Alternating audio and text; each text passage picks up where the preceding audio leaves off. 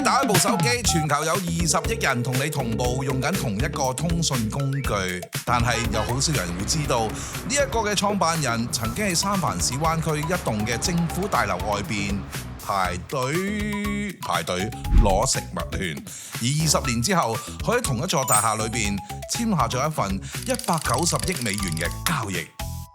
1976年，烏克蘭一個小村莊，主角叫阿 Young， 佢屋企冇熱水，傾電話嘅時候唔敢亂講嘢，因為可能會被政府監聽，所以佢好早就知道可以自由咁溝通係一種好奢侈嘅想法。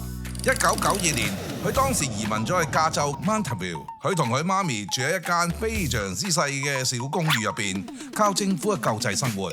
當年佢媽咪做保姆，阿 Young 就喺雜貨鋪掃地，日頭掃地啫，夜晚就不停咁樣睇一本書，係睇電腦網絡嘅書。佢喺二手書店買書，睇完之後再 refund 翻俾書店。18歲嘅時候，佢已經好輕易咁樣可以入侵到伺服器。1997年矽谷，佢加入咗 Yahoo 做工程師，喺嗰度識咗一個性格同佢差唔多咁直接嘅人，佢叫 Brian， 兩個人一齊工作咗9年。2007年係佢哋人生嘅轉捩點，兩個人離開咗 Yahoo， 佢哋嘗試應徵當時灣區最紅嘅公司 Facebook， 結果兩個人都被 reject。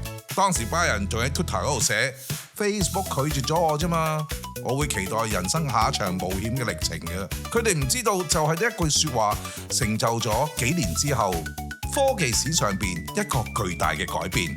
2009年，阿 Young 買咗一部 iPhone， 佢突然間意識到 App 將會改變世界。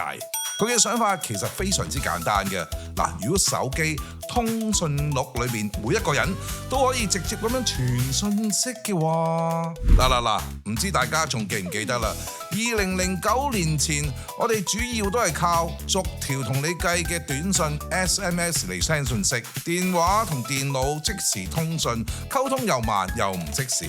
雖然最初 app 咧都非常之差嘅，不停咁 crash， 幾乎冇人用。阿 Young 準備咗放棄㗎啦，但係準備放棄嘅時候，阿 Brian 就同佢講：如果你而家放棄，就係人生一次最蠢嘅決定。兩個人冇辦公室，佢哋就喺 Mountainville 其中一間 cafe， 個名叫做 Red Rock Cafe 嘅2樓寫程式、畫草圖、討論商品。其實呢，矽谷好多初創公司都喺 cafe 嗰度開始嘅啫。之後就見招拆招，不斷改善個 app， 就係咁改寫咗歷史。當時蘋果就推出咗 Push Notification， 用戶開始互相留言咧，你喺邊啊？我遲啲到，一陣間見啦。一個 Status App 突然間變成咗全球依賴嘅信息服務。2013年用戶達到2億。2014年全球用戶突破咗4.5億，呢一個科技史上邊最大收購之一。而當時間公司員工只有55人，平均每個工程師要服務800萬個用戶啊！